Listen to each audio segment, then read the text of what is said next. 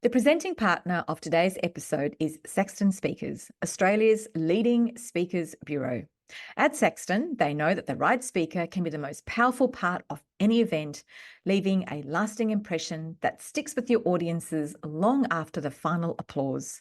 With decades of experience, Saxton's team will match you with your perfect speaker, MC, or entertainer to elevate your event, delivering energy, insight, and inspiration like no else. Partner with Saxton and give your audience an experience they'll never forget. We found a really frightening stat in 2017, which was 500 billion plastic bottles are made, 1 million a minute are sold, drunk and tossed, and about 7 to 12% of the ones that are recovered are recycled. That has probably doubled, if not tripled. Welcome to Future Fit Leadership, a podcast for emerging, experienced and executive leaders to build community, grow capability and future focus their career pathways. There has been a global shift in how we lead, and our conversations with leaders and executives explores the skills, strategies and mindsets that is needed to thrive in this ever-evolving landscape of the future. So whether you are a seasoned executive, an aspiring leader, or simply curious about the future of leadership, we are here to give you practical insights to unlock your potential, change the status quo, and break open our assumptions on how work works. Produced in partnership with Future Leadership, a capability ecosystem for boards and executives, Future Fit Leadership is your place for bite-sized learning for executives hungry to make a change. Hello and welcome to Future Fit Leadership. I hope wherever you are listening to this podcast, you are well. I'm your host, Sadhna Smiles. Imagine running a business where your business partners are your own children. Today's episode is not just another entrepreneurial story. It's a remarkable journey of a family, sustainability, and what happens when you take your kids' big ideas seriously. Nik Robinson, the founder of Good Citizens, a groundbreaking eyewear company that's quite literally turning plastic into treasure, and doing it with his wife and 2 sons as his core team. Nik and Josh have transformed their kids' childhood concern about plastic pollution into a seriously impressive, sustainable business. With Harry and Archie as unofficial board members who occasionally complain about child labour while packing boxes, Good Citizens isn't just another eyewear brand. They're on a mission to untrash the planet. 13-year-old Harry and his brother give input on balance sheets, polymer research and strategic decisions. These aren't just kids helping out after school, they're 25% stakeholders with a vote in every single company decision. But here's a truly inspiring part. This isn't just a business, it's a mission. Good Citizens has already transformed over 100,000 metres worth of plastic bottles into stylish, sustainable eyewear. That's like stretching plastic bottles twice as high as the stratosphere. And they're not just making glasses, they're educating thousands about sustainability, speaking to corporate leaders, and providing that purpose-driven business isn't just possible, it's powerful. From winning international design awards, this family is showing that entrepreneurial spirit knows no age limit. Nik's leadership philosophy? Listen to everyone, especially the youngest voices in the room. His kids didn't just inspire the business, they co-created its entire mission of untrashing the planet. And in a world where most businesses talk sustainability, Good Citizens is actually walking the walk, creating products that are 100% recycled. Enjoy this extraordinary conversation about leadership, family, innovation, and how sometimes the most incredible ideas come from the most unexpected places, like a conversation around the family dinner table and taking your kids' ideas seriously about untrashing the planet. Well, hello, Nik Robinson. Great to have you on Future Fit Leadership. I have been looking forward to this conversation. How are you? I'm very well, thank you. As I just previously said, I was at a wedding, so I'm a bit hoarse because I was chatting to a lot of people and shouting. And your hair still looks amazing from the hairstyle that you did. Oh, look, yeah, you're dobbing me in now. I am. Because I borrowed, my wife said, you've got to make an effort and look cooler. So I put some of the kids' hair products in, didn't quite read the label, overdid it. And so my hair was set rock solid. Even this morning, I looked like a cartoon character. So I just have to scrub the hell out of it. But yeah, Oh, well, it glad looks we're talking amazing. about my hair. That's pretty funny. Yeah, it's amazing. Now, you're the co-founder of Good Citizens, and the partners in your business are your wife and your two children. A very different business. But before we go into how that all happened, it'd be great for our listeners to know exactly what Good Citizen does. So Good Citizens has started out taking the most undesirable plastic trash and wanting to turn it into the most desirable products. And so we started with a plastic bottle, a 600 ml plastic bottle that's discarded, and we transformed that in Sydney in the factory into a beautiful pair of eyewear frames where we can put sunglass lenses, reading lenses, and now online prescription lenses. We honestly thought, oh, this would be easy, and we thought we'd be on to product 3 by now, but it has proven so difficult that we are still mastering eyewear. There's 3 kind of arms to the business. One is obviously just what I explained, making products. The second is education. And so we spend a lot of time in schools, universities, talking to the students. We've also just become, I think it was last year, part of the Victorian Education Authority approached us and they put us on the curriculum and we're in the exam for HSC equivalent. So that's brilliant that right now, as we're talking, there's kids in Australia studying the brand. And the third thing is we have businesses, big businesses and small businesses that come to us and say, this is our undesirable. What can you do with it? And so that's kind of the third wave of the brand. Put some context around plastics, because when you do the research on it, there is an incredible amount of plastic bottles that are sold every year, and then a huge amount of it doesn't get to recycling. Can you share some numbers with our listeners around what that looks like? Yeah, that we found a really frightening stat in 2017, which was 500 billion plastic bottles are made, 1 million a minute are sold, drunk and tossed, and about 7 to 12% of the ones that are recovered are recycled. That has probably doubled, if not tripled. In that time between So, 2017 and now. Yeah. So we've never had as much awareness on the planet of the plastic problem, but consumption is going crazy. So that's a scary stat, and that's the only real stat that we look at. It's frightening. And I think a lot of brands claim that they recycle or they use recycled products, but the reality is it's not 100% recycle, which is what your products are. You are 100% recycle. A lot of other brands can claim it, but they only have a small percentage that's recycled. Yeah, and we can kind of imagine, can't you? You go kind of the whole way. It's like saying you're an electric car, but actually 95% of the car is still run by a combustion engine, but the other 5% is an electric motor. We're 100% recycled. And there's brands out there that do say recycled, but there's probably about 5% recycled, which means 95% of it is virgin plastic. And my business partners and kids said to me at the beginning, if we only make it 5%, that means it's 95% of the problem that we're kind of trying to nail is unsolved. Yeah. So that's why it's taken us so long. And yeah, it gets kind of frustrating when you see another brand in all areas, not just eyewear, come up with some lofty claim. And sadly, consumers, they can't just believe it. They fall for it. And we're the ones that kind of, I guess, well, everyone suffers in the end because the planet is not getting better. No. People will realize they've been tricked and then they won't trust anybody. Yeah. And, I have some pretty high level conversations with some pretty high level people now in this country, in government, and won't name any other agency bodies, but, we have conversations because what I'm seeing is that actually they're reaching out to brands that are doing it right and want to understand how we do it. So then they can actually use that as a benchmark because, we've been down this hole, this kind of a hellhole really for 5 years, and a brilliant hellhole, but we understand what's required to take that plastic, and we have some incredible kind of partners, access to some amazing technology so we can test polymers, and we're always testing products and we're always testing things, and it's amazing the results that come back from a lab to go, that's not what it says it is. That's not what it says it is. Right. So not naming any names, but we've got a pretty good knowledge base of what's going on in the market. Yeah. So you've got 2 partners in your business who are your children. So 50% of your business is owned by your kids. Technically, well, my wife and I own it 100%. legally they don't own it, but they have 25%. They have 25% shareholding in it. Yeah, each. They 25% say if anything would happen to me, then yes, they get it. That's written into the will. How sad is that, and how morbid? But they have 25% say in every decision each.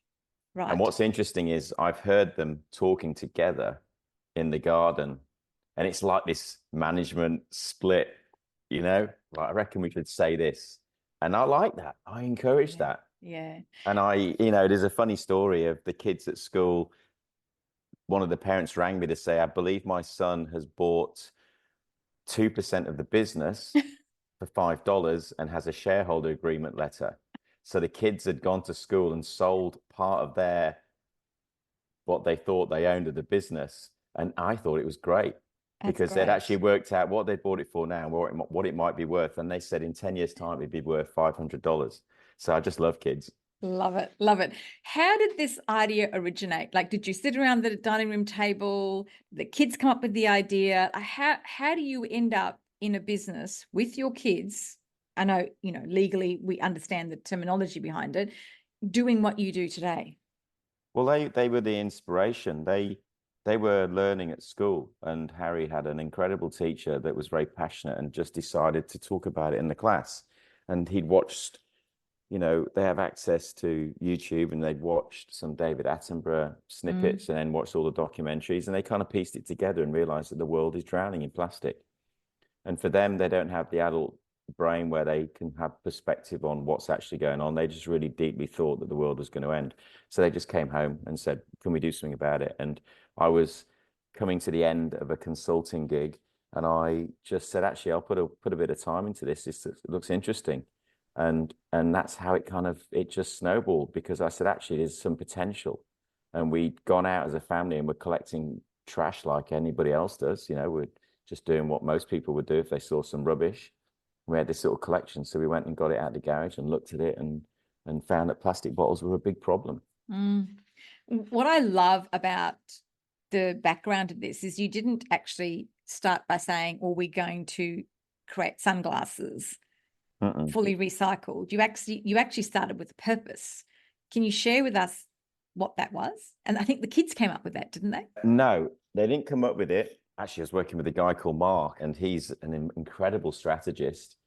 And when we came up with the idea and we'd run it by the kids, Joss and I were a bit nervous, because you're always a bit nervous when you want to actually do something that's a bit out of left of field for your life. So we both rang a couple of people that we really respected, and one of them was a guy called Mark. And Mark came and chatted to us and said he thinks there's such potential in this. And he was also an amazing strategist, and he kind of helped us unpack this. And we got it to a line, which I'll say now, it was unfuck the planet.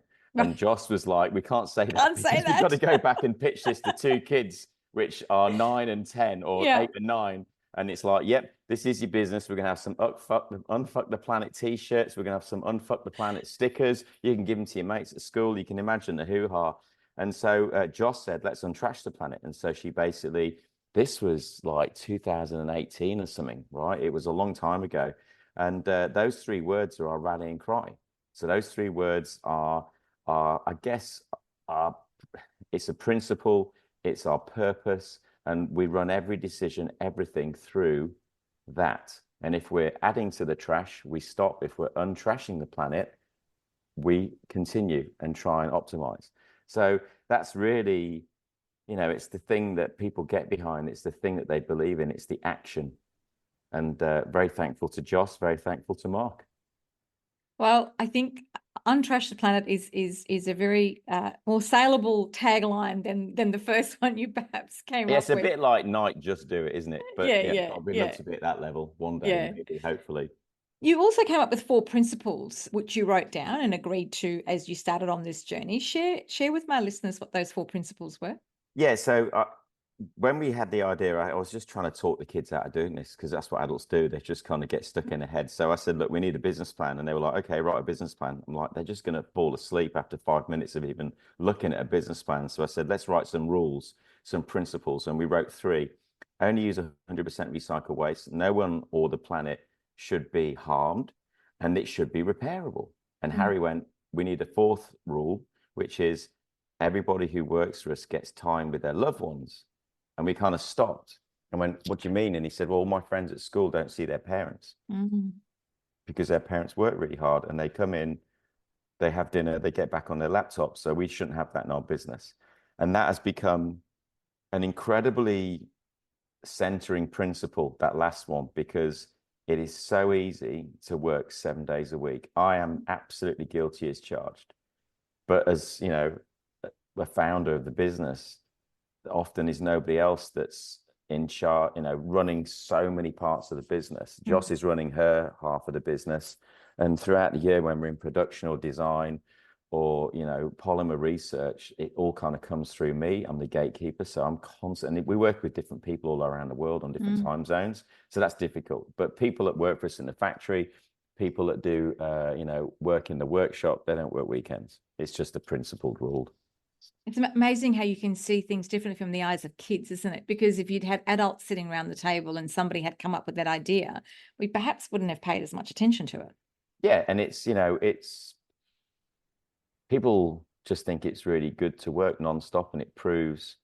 Now, I remember working in London many years ago when I was starting out my career in advertising. And unless you did 2 or 3 all-nighters a week, you weren't really a good creative. And I look back now and go, what a terrible culture. But seriously, what a terrible culture, you know, to run something like that, because we never stop thinking. You know, business people, creative people, founders, entrepreneurs, they don't work 9 to 5. They never stop thinking. They're always on. And, you know, at least just try and give yourself a break and spend some time with somebody else. That's, yeah, that's the 4th rule. I have to take my hat off to you, Nick, because I think as parents, you know, kids come to us with ideas all the time, and maybe we pay attention to it, but we don't really turn every idea into a business idea like you did. And I think it takes a lot of courage as a parent to actually back it in and do it. Did you have nights where you woke up and thought to yourself, what the hell have I done? Oh, nights every week. Every week. So COVID happened and everybody's working and living in the same house. You know, parents are one desk on the kitchen table, one desk in the bedroom, kids are there, dogs are yapping. Well, that's just been our life for the last 5 years. And whilst, you know, Joss and I, probably people go, wow, they're listening to their kids. Our kids are also experiencing things that not other kids get to experience, which is, okay, are we going to make the mortgage this month? Okay, have we got enough money for all the stock that's coming in that we're putting orders in, we're making in the factory, we need to buy lenses from Zeiss. You know, what's our cost of goods? How are we managing cash flow? The kids can come in from school, they can walk into the workshop on the way home, they can get onto Shopify, and they can look at the dashboard and just stare at us and go, where's the sales? Or we've had a great sales day, can we go out for a pizza? Right. And so, yeah, it's all a bit too close. And I sometimes feel quite guilty that they know too much, but they're getting a kind of different education.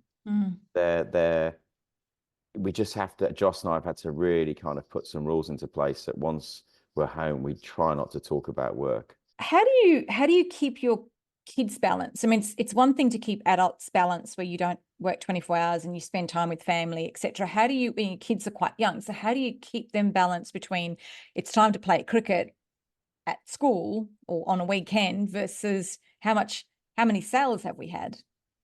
Yeah, it's difficult because, and I know whoever's listening to this now who runs their own business, depending on the sales you get for the day, can change your mood.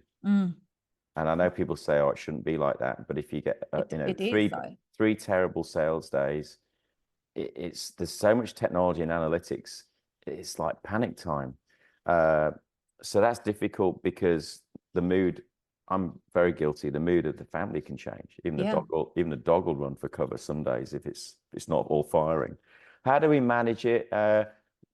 We had Joss's old boss from London come and stay with us, and he noticed that Harry was getting a little bit stressed a few years ago when we were at dinner talking about something. What I was talking to Harry about was we needed to make some new colors, and I was just offering him some color chips that we'd done in the factory as an experiment. And he noticed that Harry was particularly anxious about his response. And so what we think is just isolated, pick a color. Harry actually felt that if he got the wrong color, it would make the sales season a disaster. Mm-hmm. Right. And so we learned then, okay, whatever we do, we've got to make fun. And so we never don't tell them things, but we try and frame it in a way that's positive. Right. So we've had lots of failures in this business, but I'll say, look, every no has got us closer to a yes. Look at all the lessons we've learned. So that's what I try and do. Whether I'm successful at doing that with the kids, I don't know. They're pretty happy. Like, they don't have to work in the business. Like, I'm doing, yeah. You failed 2,500 times. That's a lot of times to fail, It's pick actually, yourself yeah, up and go again. it's actually more because we moved house recently, and Harry and I had squirreled away 3,000 other failed attempts in the loft, which Right. Joss didn't know about. But 2,500-ish failed attempts. Yeah, it is a lot of failed attempts. But we started at zero, as in we really had no idea what we were doing. I guess if another person who's a polymer expert who also wants to make a fashion item, they may have a better run rate than us. But now we're absolute experts because we know how not to do it. And I can literally look at a product and I can just analyze it and understand where issues are and where issues will come from. Or if they've made that product look that good, it is not recycled material. So where you started, where you are today, what's your success runway look like? I mean, how many people do you employ? How many shops are you in? What does it look like today from where you started with the four of you working from home? So we have a couple of helpers that actually come to the workshop and assemble. And that doesn't sound many people, but I've been talking to some other traditional eyewear brands around the world. And to do the same volume that we do, they've got a full-time team of about 15 in the workshop. Right. So what we did was we've designed out the labor. So we can make a pair of frames in the factory in under a minute, and then the pieces come to the workshop and they can be assembled by hand in under 20 seconds. Right. So Harry and Archie have on a Saturday made 450 pairs. Wow. Just sitting there mucking about, they're getting distracted. And the only reason they did that was because I'd injured myself. And so I couldn't, my hand was knackered and they helped me out.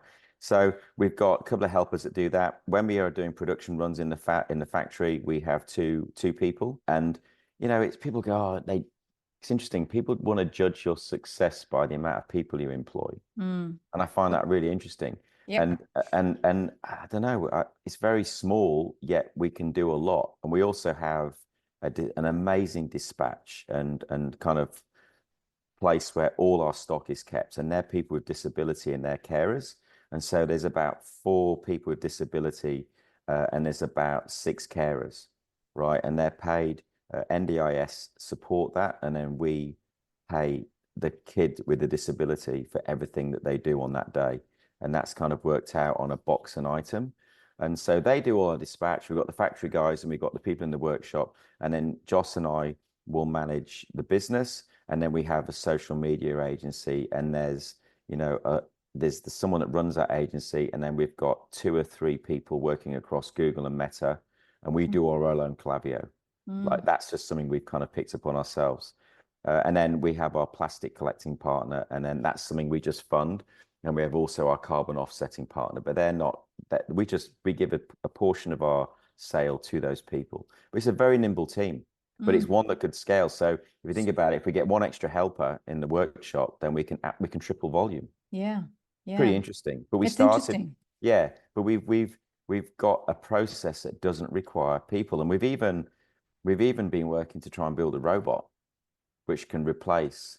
And I know the people saying, "Oh, you can't do that." But, I'd rather put people in a job that's actually really enjoyable and that actually uses them for their skill set.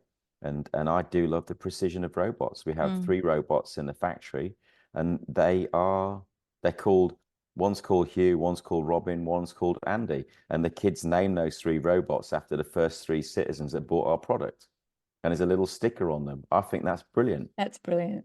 Right. Brilliant. But that saves us time and manufacturing time. Yeah.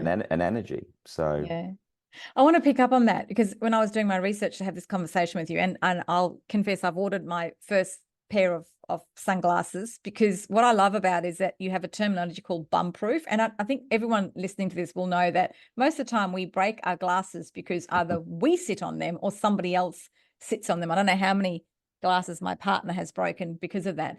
But because every one of your part is replaceable, I can just email you or connect with you and say, hey, this part is broken and you can replace it for me. So technically, I never have to throw that pair of glasses out. Now, has anyone ever said to you that you can't make something that good? I was talking at South by Southwest last year, and someone asked me this exact question. And it was someone who's obviously super smart, venture capital person, said it was a retailable business model. They were looking to invest in us. And I was like, okay, I didn't actually ask you whether we were looking for investment, but I'm honored and flattered. And actually, I was quite frightened because I actually wasn't sure what I was meant to do with the money if they did give us it. If they It was did give like, it to you. yeah, it was like, everyone seems to be so buttoned down in this world and they've got all these really extensive plans and know exactly where they're doing and doing what. But we were just in the fun stage and I was like, okay, yep. But, they said it was a bit of a terrible business model because one person can buy a pair of glasses and then they just get replacement parts as they break. And I was like, yep. So now we've kind of changed that a bit. So we do replace parts, but we've actually uploaded onto our website a spared part. You can pimp your own glasses. And so now you've got a mix, you've got like 10 different arm colors. We've got about 9 different clip hinge colors. And so you can go in and buy a pair of clips for $4.99, which is nothing really. I did that. I bought another pair of clips on the way. Yep. Yeah. And it's funny because someone said, you can't charge $4.99 for something that small. And I said, yeah, but for me to get you at that price, I'm making 30,000. Right, it's called a volume game, and the effort and work gone into doing that. So it's interesting. So yeah, if a pair breaks, so we actually have done some research because we have a complaints department, which we love, and when we get complaints, it's just brilliant because it's an opportunity to turn that really angry person, if they're rude, even better. I love dealing with it, into really positive fans. They just go. It's like they go from one end of the pendulum or whatever you call it, and the metronome, and swing over. And then if you get it right, they love you to death. But dogs seem to eat a lot of glasses. It's Really? weird. Yeah. Like we must have had about 10, 15 people say, my dog has just munched on the glasses. Quite a few have ended up in the sea, lost and with drunken activities. And we've had people asking us if we can put a special radar system in. We've even looked at that, but then it doesn't make it recyclable. No. You've got an electronic component. So whilst we really wanted to do that and we've explored it, it kind of goes against the principles. But yeah, if you break a part, you send it, we pay you to get that part back. That gets ground up and we send you a new part and you fix it yourself. And every pair has a number written on it in terms of what number customer you are. Is that correct? So not on the frame, because not on the frame? On the frame, but it's a digital population. Right. So when you make a purchase, you get welcomed through an email series and the little population counter goes up.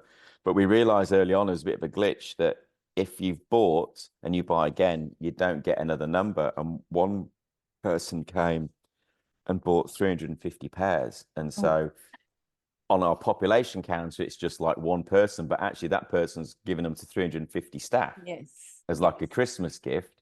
And we're like, okay, we didn't capture. So then we've put a little card in the box now saying, if you've been given these or you bought them in a retail environment, please register. Just please come and become a citizen so we can capture who you are. Can I ask how in the early days you funded the business? We personally funded it because Joss and I are quite reserved people. We're pretty, we're not flamboyant, and we were thinking about being truly honest. Just we wanted to get another we had a house and we was like, look, it's time to upgrade from when Joss and I were just living together and before kids came along, and we were all squashed into this little house, and so we'd saved up a deposit, and we sat down together and went, do we use this deposit or do we go and buy another house? Sell our house and buy another one. And we all agreed, let's use $20,000 of the deposit. And so we did that. And then we got to a point where we're like, okay, we've got a cool design. Let's get a machine made. And then that was another 56,000. So now we're at 86,000. And then we're like, okay, we've made the machine. We need to do this. And then the machine didn't work. And so we self-funded, partly because we didn't want to ask anybody for any money, because we wanted to focus and not feel guilty if it all went wrong. If it went wrong, it's on me and it's on on you. Joss. Yeah. And we didn't want to waste. And I think like a few friends that were pretty savvy were following this going, we really want to invest. We want to buy 5% of this business. And I was just really nervous about it, A, because they're friends, and B, it would become a distraction. Because then all of a sudden you start to feel a bit guilty maybe that these people might lose their money. So yeah, we've not done any fundraising. No, we've taken no private equity, no venture capital, no nothing. We've just funded our growth. But we are now looking and we are talking and we want to scale this thing. You've had some fun things happen along the way. There was the Harrods window and a whole bunch of other stuff. You are quite often seen on stage with your son. Talk us through some of the fun stuff that that has come your way through this. Yeah, I mean, it's interesting. It's some of the people that we've met, some of the people we've just had a conversation with. So Selfridges gave us the window in London. That was just a ridiculous thing to happen, because Pretty that's awesome. it's like one of the most, probably they've been voted the best department store in the world 4 times. And I happened to be in London on a particular day when a particular guy who runs the eyewear game for the biggest eyewear brand in the world just emailed me and said, I want to have coffee with you. Had coffee at Selfridges. The general manager walks past, sees me literally with a post-it note, a plastic bottle and a piece of glasses and a pair of glasses in bits, in deep conversation, and walked past and said, what's this? Told the story. And then Selfridges reached out and said, we'd love to give you a window. And, we couldn't afford, but they gave it to us for free. And they gave us this amazing, so that kind of spurs you on. The kid, we've had phone calls from the Prime Minister's office, and the kids and I and Joss went to meet the Prime Minister. And it's funny, he came across to talk to me, and I kind of said I'd like to talk to my business partners, and Harry just gave him all hell. Like, this is where we are. This is what we need to be doing. This is what's not happening in Australia for recycling. And it's funny because adults have to actually stop and watching a prime minister put his hands in his pockets and look a bit awkward is quite funny. Gold, absolute gold. So, and then, 4 months ago, we saw an airmail envelope in the letterbox at home, and it was a letter from David Attenborough. I've never said that publicly. And we've had lots and lots of interactions with people like that have written to us because they're like, we've just heard about this story. Is it really like it's fantastic? So that was a lovely surprise because Harry, had written to him and he'd written to David 4 years ago, and they'd already had an email and a letter back. This was a second letter, and it's just great for Harry. And I say to the kids, you're inspiring people because you've been inspired. Never stop. You must always stop for a second and think, okay, who's inspired me? Should I actually tell them? So I always encourage the kids to write letters to people because it's always nice for someone to receive a letter. They now get letters from people, lots of kids. This morning, a kid from Rose Bay School's written to me saying, can I help him with 5 questions? And I will make half an hour tonight time to answer those 5 questions. And I think it's important that you always should reach out to people or say thank you to people. And so, there's a couple of there's some highlights. I mean, You've good. Also been awarded Australia's most awarded eyewear. Is that correct? Have I got that right? Yeah, correct. I mean, we won the Good Design Best in Class Objects Award about 3 years ago. We got a fashion gold. Last year we won the Marie Claire in the UK Best Fashion Accessory. We've picked up quite a few awards, and it's funny because the only reason we get the awards is because we've done something different.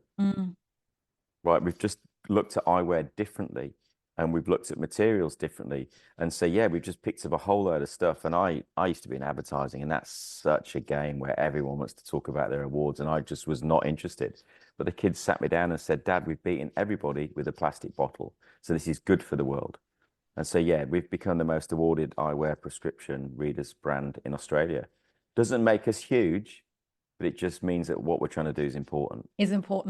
Yeah. You talk about learning to say no to things and knowing when to say that. I'd love to dig into that a little bit. Learning how to say no, I think for a lot of leaders is really critical, because if it doesn't fit in with your purpose or your vision or where you're heading, then there's no point in saying yes to everything.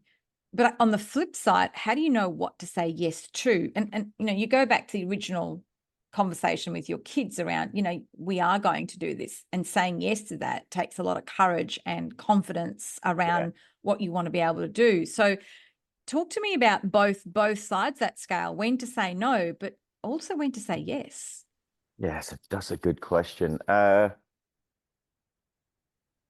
So I can give you a brand came to us a year after we were formed and asked us if they could be involved. And I rang my mum, right?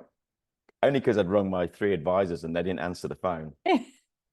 And I rang mum. I said, Mum, what do you reckon? This brand has reached out and they want to do X, Y, Z. And mum went, oh, no.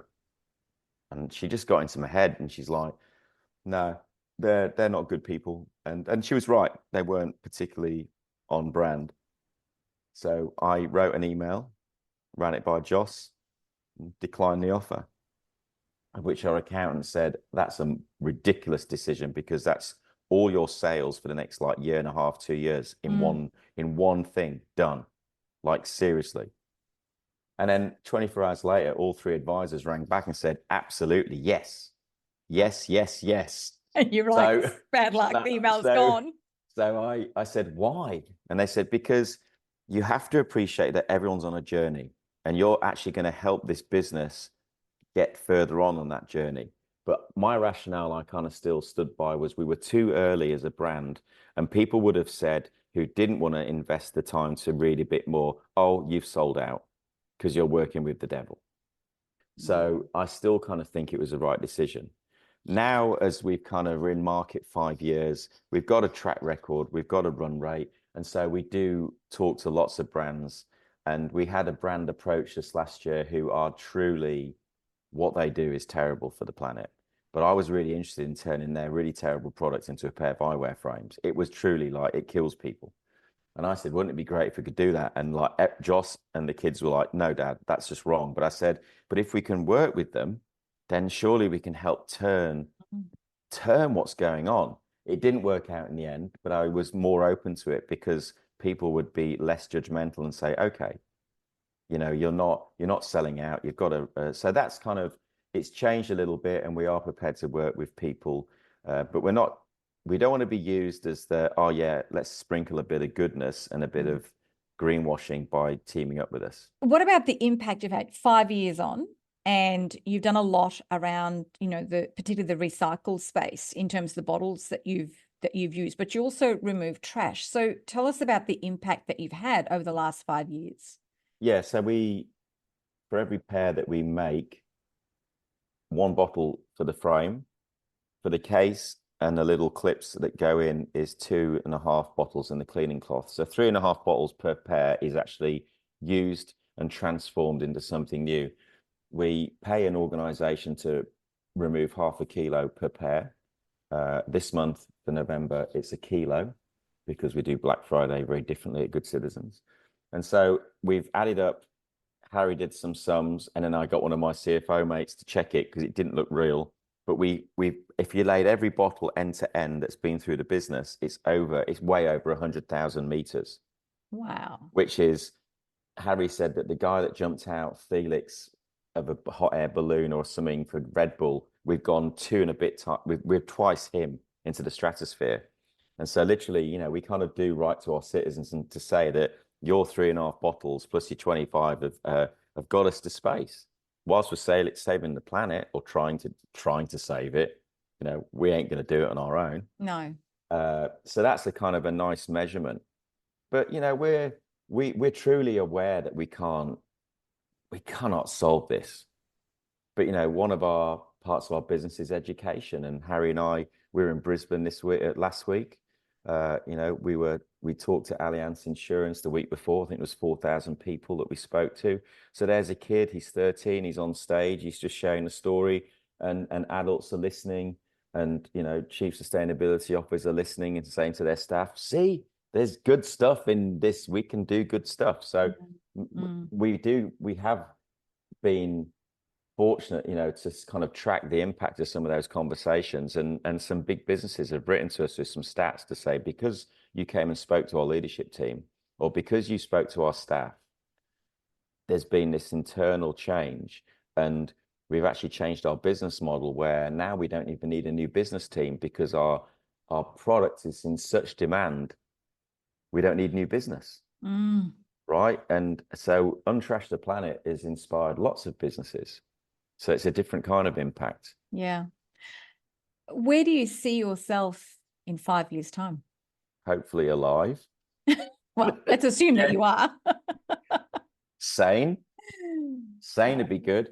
I don't know. I've always been too focused on the future and not living in the now. So I've actually, if we can carry on at the same level, then we'll still be happily all working, and the team will have grown and our sales will have grown. I would hope we've got some new products in market, and we're doing lots of research on that, but it costs so much money to R&D and bring a new product to market. So the brand isn't an eyewear brand. The brand takes the undesirable trash of the world and transforms it. And if, we're talking to two companies at the moment and we're trying to get them to put some investment in to turn their waste into good. If we can get one or two of those across the line, and all of a sudden, and they're big businesses, but with big businesses takes a lot of time and a lot of people to, get together at their end. What do you think Harry would say if I asked him the same question? Joss and I were just talking about this. He's really interested in engineering, and he's just a normal kid. And literally, I had to go out and tell him off before because I found a leaf blower on the back of my wife's bike.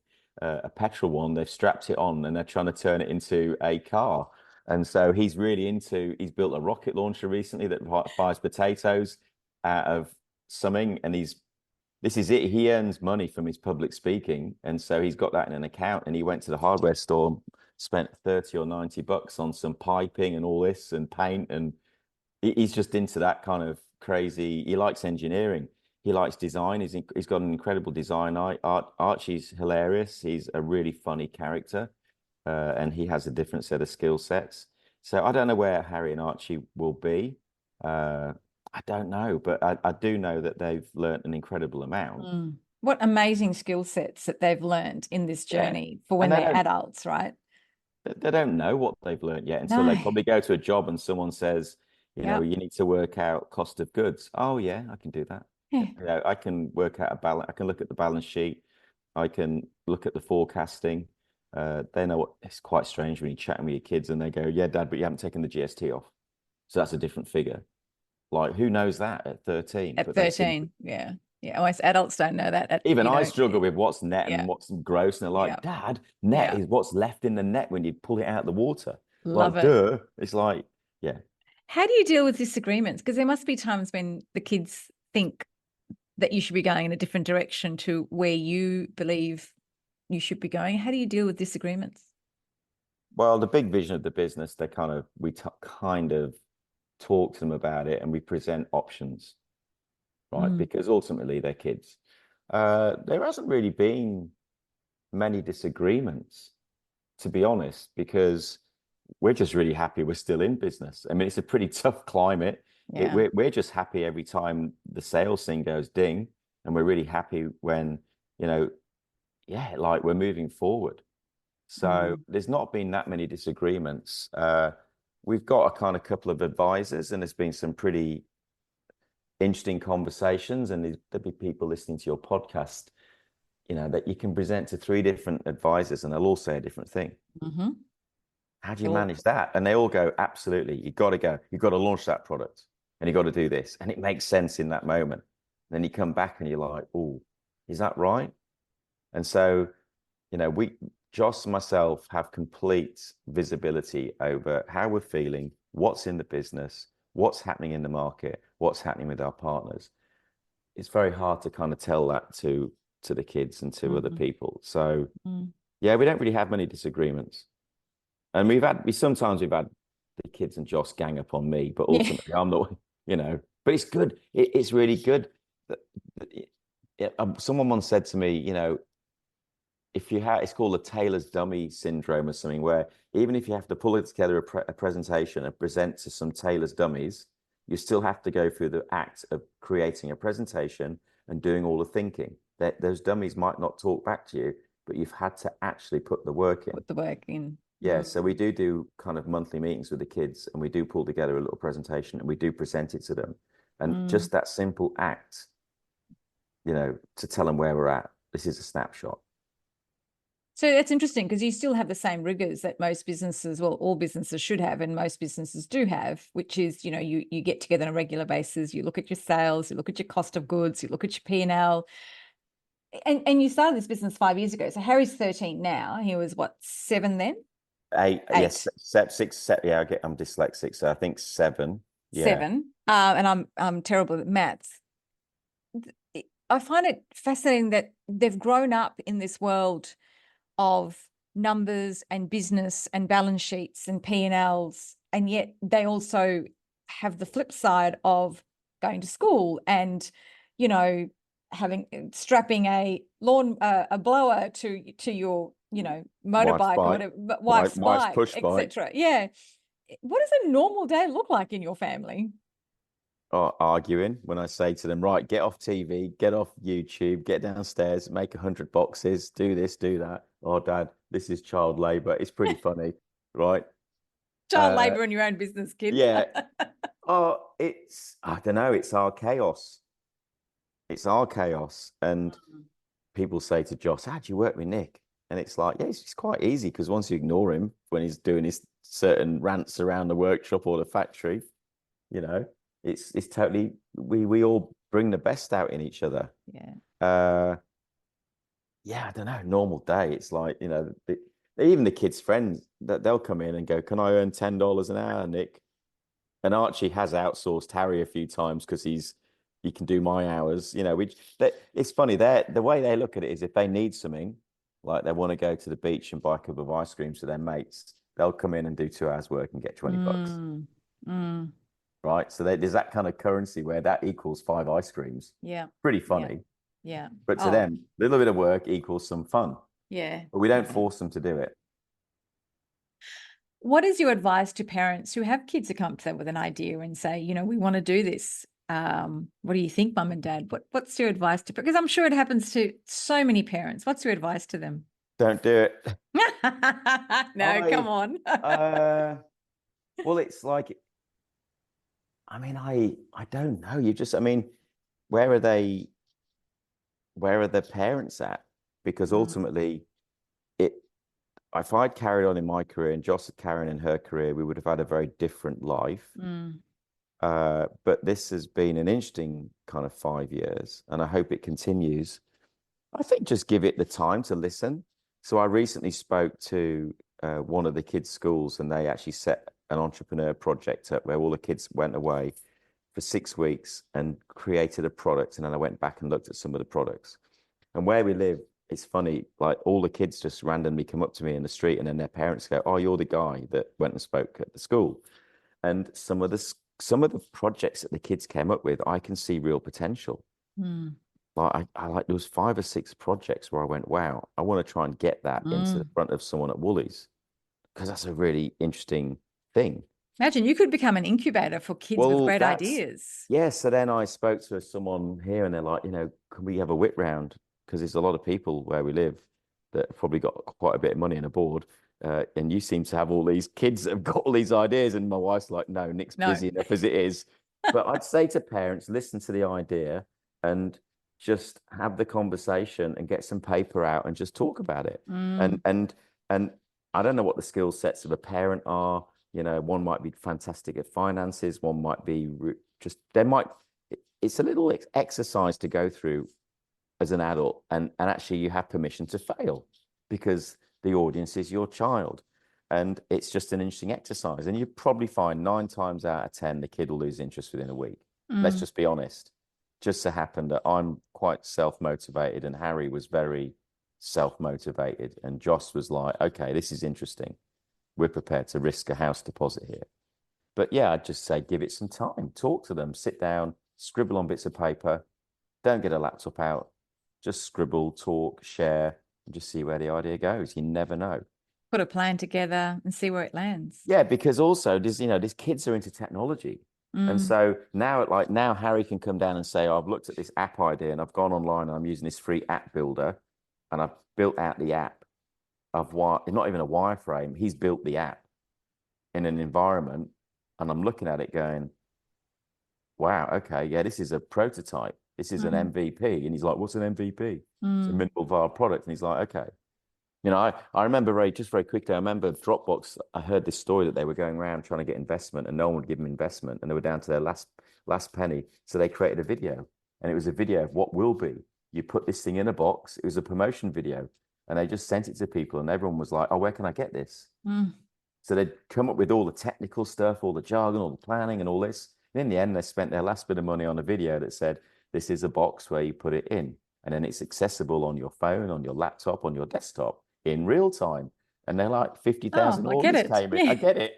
So yeah, you don't necessarily have to solve the problem with your kid, but it might inspire you.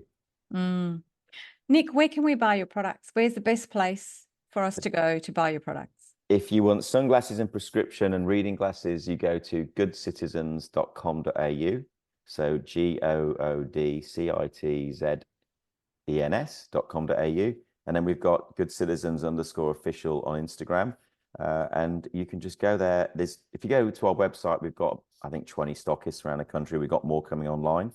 And you can, we've got a virtual try on. We've got a try at home system where you can get 2 pairs, try them on, send them back for free if it doesn't work for you. So we're just trying to embrace online purchasing for people and make it really easy. But yeah, our website. Nik, thank you for your time. Great story. All the best to you and the family in the next stage of the business. And, you know, I hope that you get more and more people coming online and the kids pack more and more boxes. That's very kind. And thank you for your time. I hope it's been an interesting conversation for everyone that's listening. It's been a great conversation. Thank you. If you like what you've heard, please share, rate and review this podcast. And don't forget to share it with anyone who might benefit from hearing it.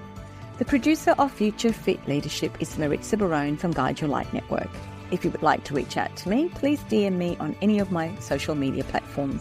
I'm available for speaking at conferences or consulting to your business. Future Fit is created in partnership with Future Leadership, a capability ecosystem for boards and executives. If you'd like to join the community and receive a free takeaway each week, sign up to the Future Exchange app in my show notes. Thank you for having me in your space. This is a Guide Your Light Network production, creating podcasts with purpose.